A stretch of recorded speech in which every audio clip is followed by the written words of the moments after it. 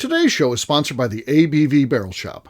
The ABV Barrel Shop is located in the St. Louis metro community of Arnold, Missouri. The ABV Barrel Shop is focused on one thing, single barrels. Best of all, you can try before you buy. Head over to abvbarrelshop.com to sign up for their email and text distribution so you know what they have in stock, what classes are coming up, and who from the industry may be coming in to visit. The ABV Barrel Shop. It's where single barrels live. We're also sponsored by the Bar to Go. The Bar to Go offers traveling minibars that are no bigger than a small purse or toiletry bag. Best of all, they are fully customizable so you can create the perfect piece that is unique for you. If you own your own business, what a fun and unique way to promote what you do. Check them out online at thebartogo.com. That is the number 2 in the Bar to Go. If you have wholesale questions, call my friend Isabel Clark at 504-481-1297. Finally, we are sponsored by the Neely Family Distillery. NFD is a family-owned business that keeps ringing up awards in the spirits world. Head to Sparta, Kentucky to experience the family history, award-winning spirits, and meet the Neely family. Check them out online at neelyfamilydistillery.com. Now, on to the show. Let's drink!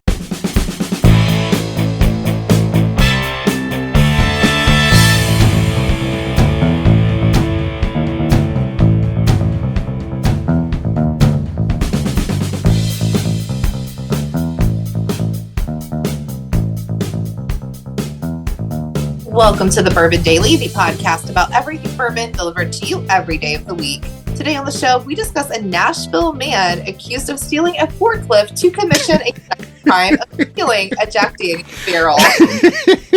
My name is McNew. Please join me in welcoming my co-host, Steve Akeley, along with our special guests, Jeff and Dreezy, Tim Swaya, and Katie Joyce. Hey, gang, what's up? Hey, What's happening? Hello. Oh, I love this story. I think it's great. I love the fact when he gets stopped by the police, and this is in the report that he's like, oh, he thought somebody wanted him to move that forklift thing, so that's what he was doing. He's just helping out, people. They wanted him, and then the company that he got stolen from was like, no, he broke down a fence. It wasn't out on the sidewalk or something. In a way, it was having a bad day. He was trying to help. Man. Then he gets this thing, and I guess, I don't know, I guess maybe that's why he got it initially. He wanted to get a Jack Daniels barrel out to his car. So, again, you could pick up a Jack Daniels barrel. One of the most accessible barrels in the business. They sell them literally in Menards. They even have Menards and stuff like that. Yeah, and you're talking, a couple $100, and look what but we'll talk about this. It's gonna be fun. Oh my God! I thought it was a full barrel. No. I was wondering how he got access to a full barrel. It's from a bourbon bar, so it's an empty barrel. Maybe, and again, we'll talk about that. Maybe that's what he was thinking. Yeah. Yeah. You gotta hope that he was. He could have just walked up and picked it up by his hands then, but he right, or just rolled it. Yeah, that's the great thing about a whiskey barrel. Just roll the thing. That's the great thing. They roll. Even if it's full, you can roll it. Just roll. Yeah. You can draw less attention to yourself when you steal one. You don't need a consider. So there you go. Jeff, you said there's something you want to talk about before we get into some of the fun here of this story. We'll get to that after the break. What do you got? Yeah. So, I'll get to it when I respond. But what is the first major news story or event that you remember following in your lifetime? Okay. I think Princess Diana. That's a good one. Really? Yeah. I know exactly where I was at when that happened. God, we would have been so young, like 8, 9, or 10. Yeah, I was like 8, Yeah. 7. No, I was like 8 or 9, but I was old enough to be in the bar when it came across the screen. So, I remember my whole life hearing about the baby Jessica story. So it happened a year before I was born, but the little girl that fell in a well, baby Jessica, it was a whole thing. I remember that story for my whole life. So you were following that as a toddler. No, like it was just as a toddler, McNew, like, you know what? That won't be me. She's like, I'm following this new story. I'm not going around any holes. Right, I'm not falling in any holes. No. Like, don't go in a well, you'll fall in. You're gonna fall in. Like, it was a whole thing that I remember for no reason. And just like, even as I got older, I'm like, oh yeah, a baby fell in a well in 1987, so now we're afraid of wells. Like, it was a whole thing. And I mean, I grew up in the middle of nowhere. It could have been a real problem, but it wasn't. Right. The first thing I remember, actively following news-wise was Hank Aaron chasing Babe Ruth's record and then ultimately breaking that record. I remember, following it, watching on, wanting to know what they're saying on the news. Did he get it? You're following along and stuff like that. And then he hits it and you see, now you don't know, you find out years later how terrible things were. He's getting very racist messages and stuff like that. Sure. And he had that look when those two guys come around because he doesn't, are they going to kill him? What, but you don't know that as a fan. You didn't know that at the time. And you thought, oh, that's cool. Those guys got to be on the field with them when that happened and stuff. And I was just, I guess that was 75, I think. So I was 7 years old. So I remember that vividly. I do definitely remember the Hank Aaron chasing Babe Ruth for sure. Tim? Yeah. Mine would be kind of collectively the Chernobyl accident and the Challenger tragedy, because both those things happened in school and we just kept on going just right back to school.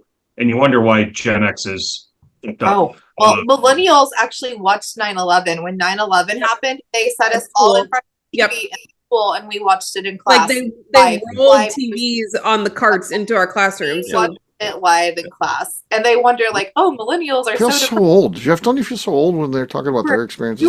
I know. A full-on adult. I was on a business trip when had a 9/11 kid. happened. Yeah. My kids remember that. Yeah. I was in Hollywood, Florida when that happened, by the way, which ended up being one of the epicenters of where some of those guys were from. They went to flight schools in Hollywood, Florida. Yeah. But nobody was concerned that they never asked how to land, only how to fly. Right. Interesting. Like, Jeff, you asked the question. Oh, go ahead, Tim. What were you going to say there? No, I said, no, I was just saying, anybody check in on that? That was a red flag. Yeah. Takeoffs are optional. Landings are required. Yes. Right. Yeah. So the first one I remember, and it was on every night. So it's show my age a little bit, but it was after Steve. I thought Steve might have the same one. Was the Jonestown, the Jim Jones and and I earlier this week I came across a 3-part documentary on Hulu, a day in Jonestown. It was called Cult Massacre or something, and I just remember watching that. I would have been in 6th grade, and I still have the Time magazine that came out shortly after that, and those pictures I haven't pulled it out, but I can picture all those pictures. I can visualize every one of them. And I'm just going to, and I know this is, I don't want it to be a downer, but in the documentary, Jim Jones' son was part of the group, but he wasn't there that day. He was in the Georgetown, so he was away from the group, and they interviewed him many times for this. And he said something that'll stick with me, because I often have, in my career, have used the term drinking the Kool-Aid. Oh yeah. And he asked people not to use that because it is really disrespectful to those that were murdered from this. So I think I might take that to heart and move away from using the term drinking the Kool-Aid. For a lot of it was so long ago that it did become kind of a joke where it was like, oh, just drink the Kool-Aid, which is terrible, but you're desensitized to it. You weren't there for the news. Removed, sure. Yeah, we've been going postal and all those types of things. So anyway, but the documentary was only 3 episodes, about an hour each. So it was you could watch it over a couple nights, and it just again the first story that I remember, just every night watching the news, there was always an update and all those stories. So little known fact, it's not known widely, but Jim Jones' son goes on to start Costco. So so if those of you he started Costco. So so he's still out there. He's doing good things. So You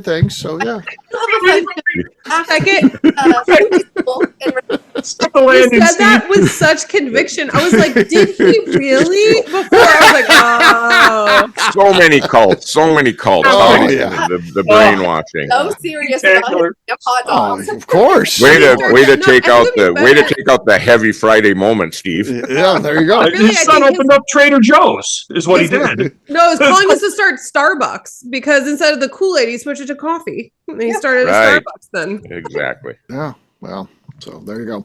On that note, guess what, gang? It's time to drink. What is everyone drinking? Let's start with who hasn't started? Katie, have you started? I don't think I have. I've got a well-loved bottle of Angel's Envy here. Wow, Oh, yeah. You're going to finish that one off. Woo, sure. Okay, that was decent. Could be enough. We'll see. Jeff, what do you got? I've got some Booker's batch. It's 2023-04, so it's she killed it. That means Q4. So, oh, that was like really a wine good, bottle. That was really good. Champagne. Kids on fire tonight. Jeff he's got it going on. I got Leopold Brothers, an 8-year-old bourbon finished in 3-chamber rye barrels. I heard that's pretty good. That's what I hear. We'll see. Not much there. Disappointing. The whiskey's great though. So yeah. Tim, you're next. I got a bottle of Planters whiskey. This is Grandma's Kitchen throwback. Oh, it's a great one. Yes, it is. Notoriously bad cork pops. Wide on set. Yeah. Beautiful. Yeah. Delayed reaction. Yep. All right, McNew, you're last but not least. Jeff has the lead. What do you got? I don't think I'm going to take him. I have very little left in this Matty Gladden.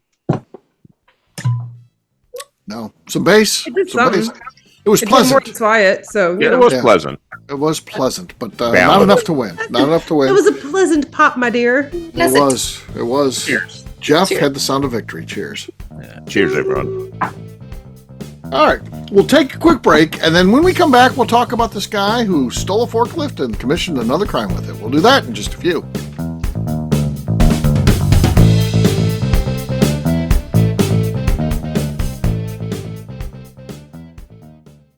Okay, let's talk about the people that make these shows happen. First up is the Stave and Thief Society.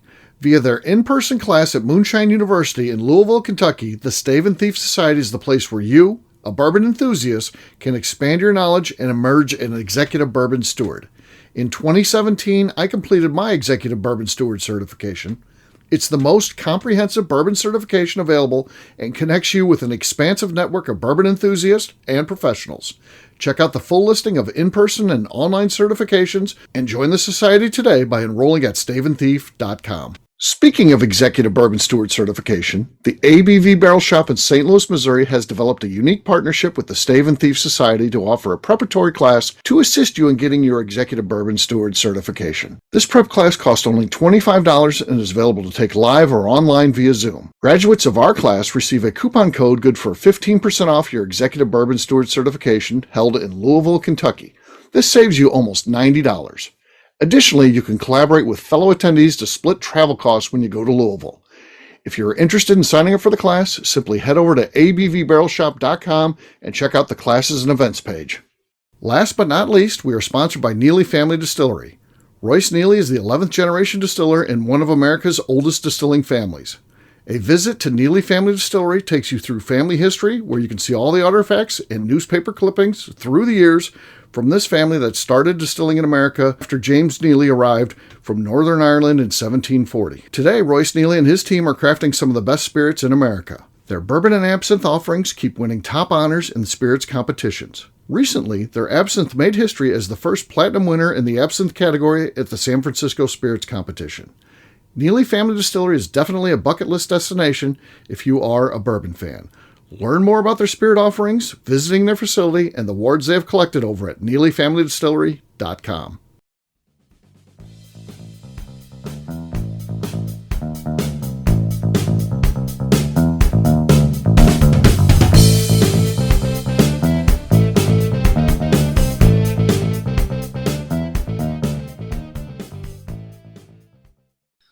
Hi, this is Rick Brenner, and you are listening to the Bourbon Daily.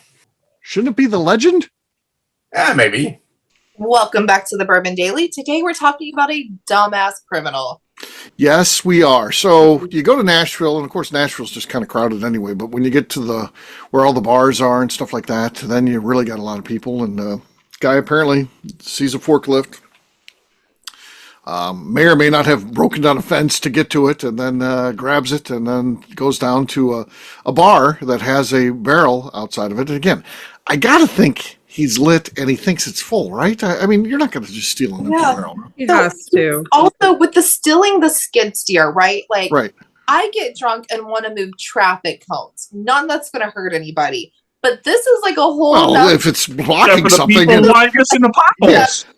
Yeah. This is, like, how drunk was this man? I don't know if he was drunk or not. I didn't see the article if he was or what he blew if he did. But like, this is a whole nother level of that construction equipment. I want it. Like, that is. There's an interesting twist in this story, though, because Yes. in the article it says officers said they spoke with the suspect, identified as 47-year-old Michael Steinkamp, local celebrity out of Missouri, who actually told them he found the skid steer on the street with keys inside and assumed Sure. someone wanted it moved. They wanted it moved. They wanted it moved. He was just doing them a favor. Doing him a favor. Yes. When He's you're doing like a you're solid. walking around with the universal key in your pocket, you're like, oh, it fits. They wanted this moved. Well, Right. this is like an uncomfortable fact that they do have a universal key. So literally, like, any Yeah. idiot move one of those really if they wanted to, Right. but not a hard thing to steal. But to Or like steal- that bucket lifts. If from the bucket you can always control it for safety purposes. So that's why they have to put them all the way up in the air to park them because somebody could just hop in and start driving it around. Yeah. Right. But don't you want more? You want more from the interview. So, okay, fine. He's doing a favor. He's moving this skid steer thing. He's helping him out. Why does he have the Jack Daniels barrel? What did they also want that moved by chance? Heading towards his car? Well, I think you look like a doofus driving a skid steer or a forklift without a load. Okay. So Fair I'm enough. picturing Fair I'm enough. picturing this as a skid. It's like a bobcat with a little bucket on it. Right. And that barrel would fit in there just perfect. I don't know So if it was you- forked or if it was So a bucket. You grab that. Yeah. You look way more like you know what you're doing when you've got a load on it. Got the load on it, yeah. And again, for convenience, he's just moving it out of the way. He needed that, so he had the load, which is going to balance it out too. It's going to be dangerous without that payload on the front because it's designed to have that working. It's a working thing, and then he's just going to move it to a safe area. He's gonna pick Get up away. a $50 or 50-pound barrel with it. It's safety first. To add, this wasn't even down on Broadway, which is probably good because that's very crowded. This was at Bridgestone Arena. Oh, You gotta watch out. They've got like chairs falling from the sky on Broadway. So like Yeah. Broadway. You gotta watch Broadway, out for that. Yeah. But, Bachelorette parties are killing Nashville. I mean, You know, it's been what's that way. amazing here that is drinking buddy. So it says authorities reported that Steinkamp drove the skid steer from the construction site, but was followed by a witness, Von Nieders, who was able to provide dispatch with updates on Steinkamp's I'm location. imagining Oh, yeah. too, the witness is just walking behind him. Right, Like, they're just exactly. You can't walking, go very following fast him. in that And he had a turtle. He had it on a leash. That's Yeah. I mean, it wasn't speeding. They were It wasn't speeding. Well, this is walking with him. Hey, there's a guy driving a 4-foot. Yeah. He's just driving it down the street. I don't know where he got it from, but yeah. Yeah. What? They wanted it moved, even though they had to tear down a fence to get to it. Right. My favorite part of this article is the skid steer is valued at approximately $68,000, but the value of the damaged fence and the Jack Daniels barrel is unknown. Well, so Unknown. okay, I looked up Oh, the no. No, I looked no. up the court records for it to see what exactly he was charged okay. for. I Oh, was God. hoping I would find like a probable cause statement so we could get more details. It did not let me see that, but I did see that he was charged with burglary. Okay, that's bad. And so the burglary is the going into the property part. Yep. Then he's charged with theft of value between $60,000 and $250,000. Jeez, Okay. that He sounds got bad. real unlucky there that it was $8,000 over that limit to be in the next category. Yeah, that sounds Yeah. bad. And then he was charged with theft 1,000 or less, which is a misdemeanor. So That's going to be for the barrel. Your I guess, barrel. that's right? the barrel. That's the barrel. stole the felony level stole the skid steer and then Right. just use it to steal an item that's only worth a misdemeanor. And then he also had a vandalism $1,000 or less. That's Probably. tearing down the fence. Yeah. Yes. So here's the thing. If you want to be a criminal, only do one crime at a time. One crime at a time. Don't do 4. He was on a crime spree. Yeah, right there. So like, if Definitely. you rob something, just rob it. If you're That's not the preferred thing to steal, because again, you're going like 3 miles per hour. You can't get away. You're worse than OJ on the There's following you behind you with the lights, and you're like, "They'll never get me." 20 miles an hour. You'll never take me alive, coppers. Like George Costanza in the battery powered vehicle. Remember? Yeah, And the Right. The old people, yeah. They're beating them with their canes. Yeah. Like, I just feel like this is like some shenanigans that went very bad for him. Like, he was just trying to have a good time, and now you got a felony. I wonder what his literally anything buddies. else with the skid steer. Like, go drive and like do donuts, and you're gonna be cooler than stealing an empty barrel. Like, He didn't get charged with he must have known how to drive. Sure. There's no reckless driving happening. No. But I wonder if his buddies pooled and got like $138 together and said, "We bet you don't dare do this." Right. probably. It sounds like drunken shenanigans. So hopefully, whatever happens to him, and again, if he has a clean record besides this, if he hasn't, Oh, he does not have a clean record. By the way. okay. Well, All right. let's see what happens to him. Well, then his parents failed him. Yeah. I thought maybe I was going to give him the benefit of the doubt and hope that He has cases from 2021, Okay. many there, 2022, 2023. So, and he has several of the cases of outstanding fees still owed. Sure. Like, He's so had a bad time in the last 4 years. Yeah, but you know what? I think he's got a case against COVID. I think it all started once COVID hit, and he just Fair. Right. The 2023 case was also a theft. So he's got a history specifically of theft here. That's not good. So That whatever makes he it won hard. in the bet from his buddies clearly hasn't covered his bond of $62,000, because as of the article states, he still remains jailed. still in jail.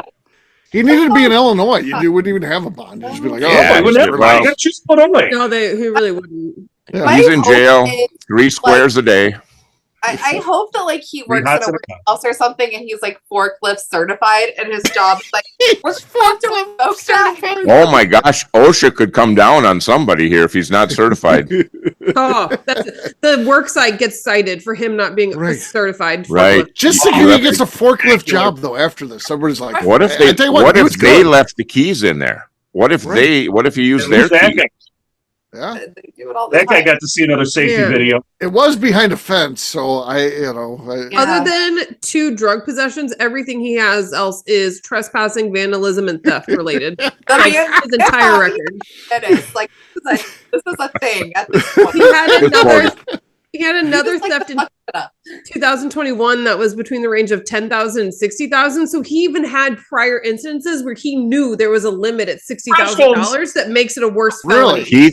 He had the That's Kelly Blue Book, and he was wrong. He had the wrong year. Skid Steers in 2002. There's no way it's over 60,000. I got Right. That's, No, I feel that's a like $58,000 skid this steer would right be there. the guy that goes to court and argues that he's like, yes, I stole it. Yes, he's like, that is not worth $68,000. Yeah.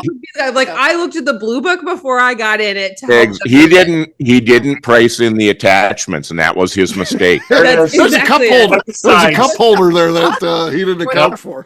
It's old. So the like, funny thing, And I handle it. had a client once where they were charged with theft, and it was a felony because of the value. In Missouri, the limit's only $750, which seems low, but wow, it was a bicycle.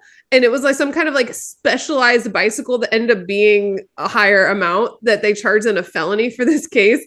And so outside the fact of them arguing of they thought it was trash and they were or giving it away, at the preliminary hearing, I actually started arguing over the pricing of it. I was like, wait now. That additional item was not attached in the basket on your receipt here for this accessory, and you can't charge the freight and you can't charge the tax on it. It's only the item and value. And I actually got the case dismissed because their numbers Really? didn't match. Their math didn't match. didn't line up. I thought maybe it was a bike that Lance Armstrong had signed, and that brings the value way up. No, my Oh, clients God. checked for You signatures. and your first. autographs. They would have left it for autograph, yeah. So the crazy part here is going through a fence. Like if this thing were parked on a street, not fenced in, like I feel like that's fair game. Like that's Still clearly not yours, but it's a little better. Yeah, it's a little better. Like, Breaking the fence. He's in it. It's on them. But if it's at a fence, like, dude, you can't go over fences. You can't walk in houses. Like, we just don't do that. Like, if it's on the street and the keys are in it, like, Based on his history of burglary and trespassing, I don't think he's learned that lesson yet. Yeah. If he could have just got that JD barrel, he could have. That was the score he needed to square everything up. He could have paid all his lawyers. That's what he needed. If he could have just scored that thing, that's all he needed to be. Then he would have lived a clean life after that. That was the one final score that he needed. That $55. That's right. Yeah. So I think his bond on that one was set for $1,000. I think, and I was like, they have his bond set for like 10 times the value of what he sold there. Yeah, you don't want to fuck around in Nashville. God damn, they're cracking down. I'm telling you, taking their city back. Yep. Yeah, taking their city back. People put up with a lot of drunken shenanigans. Like if the cops on Broadway, so the last time I was there, like a girl tripped in the street and the cop that was controlling the traffic, he's like, she'll get up, she'll be fine. Like they do not care about drunken. They don't care. But yeah, you got to turn the other way on that drunken shenanigans. It's like when you're in Key West, they're not gonna fuck with you. That's you're expected to be drunk. The sidewalk. Get up and go to breakfast. Don't touch a chicken in Key West. That's for sure. No, don't do that. He charges molestation of an animal. They're not kidding around with them damn chickens. You don't want that on your record. No. Oh my God. Oh. Can you imagine having to explain the definition, like the probable cause statement, the rest of your life? Right. Yeah. You're dealing with that forever. Oh. I love their chickens down there. When you dispose of the grunders, are they put into a garbage can, a bag, or do you toss them out in the street? No, I put them in a garbage can in the hotel because it cracks me up to think about. Because I don't get the maid service throughout the week. So at the end of the week, you got 10 pair or 7 pair of underwear in there, or whatever it is. That shenanigans happened in this room. I feel better because what if that chicken got the grunders wrapped around its neck and it's running around? They're gonna get some DNA off that. You think they could come back after me for that? Yeah, no, you're going. So thank God you're putting it in the. The only incident I had was that time when Russell Creed called me and told me he's going to have to come and spend the night in my room. I'm like, what?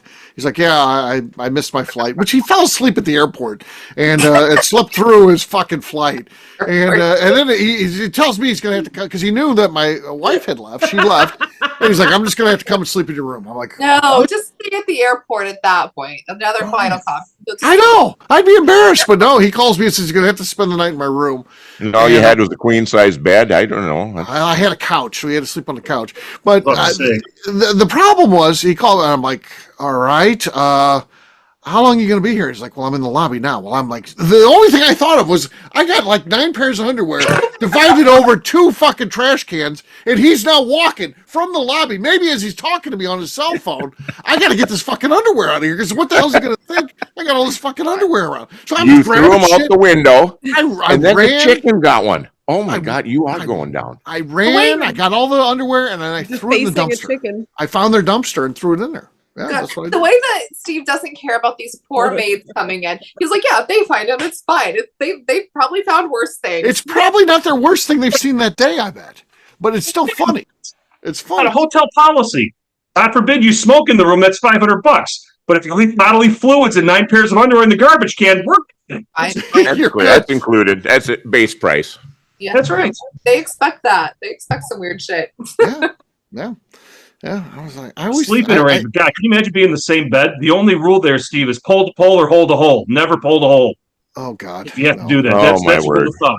Pull to pole or hold to hole. Never pull to hole. With two dudes sitting in a bed, sharing that bed. And Russell's weird too. I was like, you know what? I'm getting up early. I'm getting up early, Russell. I'm getting up at 5. I'm getting on the road because I'm driving home. You can stay here and stay in the room. And he got up when I did, and then he went and he slept in the lobby. Awesome. Wait for the 5 in the morning. He's like, I'm gonna go sleep on the lobby. Because they got those booths. He just laid down in the booth then.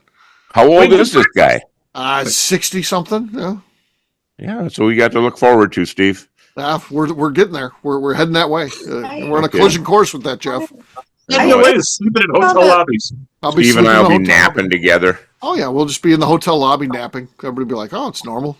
It's like, oh, where's all their underwear? It's the end of the week. I didn't pack enough. It was a bad pack. I don't have enough. I'm freeballing it right now. Oh, so oh my word! The only thing between me and you is this thin piece of polyester. Yeah, there you go. There you Thin layer of gabardine. That's another Gabardine. Seinfeld. Yeah. Yeah, that's true. Oh my Well, God. there you go. We'll wrap this one up as we always do by talking about where people can find us. Jeff, we'll start with you. Where can people find you? I don't know if I want anyone to find me after this. Nah, MIA. all right. All the normal socials: Facebook, Instagram, X, Cigar Dojo, Jeff Andreezy, 2 I's, 2 Z's. I thought maybe you'd switch up and be like 3 I's, 1 Z. Yeah, 3 Yeah, eyes. so 3 they I's, can 1 find you. Z. 8 Z's. Yeah. All right, Katie, how about you? You can find me over on Instagram at Katie Proof. Tim. For the record, no Michael Steinkamp or Von Nieters were involved in this matter that we talked about during this evening. That was Joe for comedic purposes. Read the article if you like to. You can also find me on Instagram at SwyGuy2112, 2 1s, and at YouTube at Our Flagship Whiskey. Oh, did Katie send you that message to read this? Yeah, that's what I said. Tim could avoid getting another cease and desist. Right. Yeah, I can verify the comedic effect because Katie giggled. Katie giggled. There you go. All right, McNew, how about you? I'm on Instagram at McNew ABB. All right, for me, I'm an easy guy to find at Steve Akeley, Twitter, Instagram, or Facebook. I've got a website, steveakeley.com. We've also got a company website, abvnetwork.com. You got to check that one out. We put all of our previous shows on there. That's pretty cool. So abvnetwork.com. Come by and see me, the ABV Barrel Shop, the place where you can try before you buy. I'd love to have you come in and taste some of our whiskey. Hopefully you pick up a couple bottles, abvbarrelshop.com.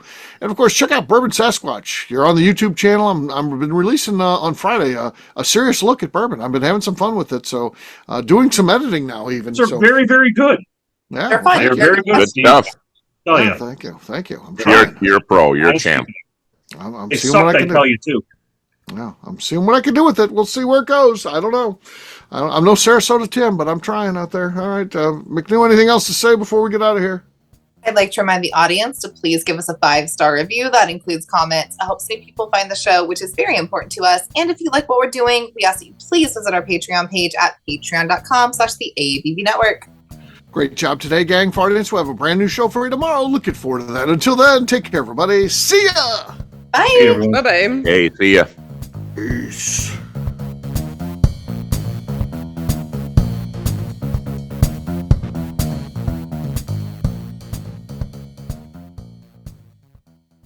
Before we let you go, let's talk about one last thing. The ABV Barrel Shop in the St. Louis community of Arnold, Missouri. The ABV Barrel Shop is focused on a couple of things. First of all, single barrels.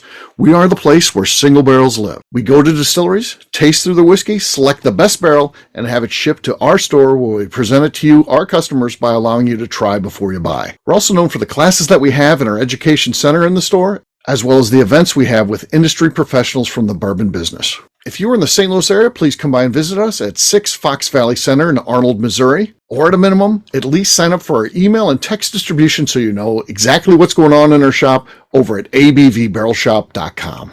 This is Steve Akeley, owner of the ABV Network, signing off. We thank you for listening to our programming and truly appreciate your support. The Bourbon Daily is part of the ABV Network. For more information or to become a sponsor, please visit abvnetwork.com. Thanks for listening and cheers. This has been a Steve Akeley production.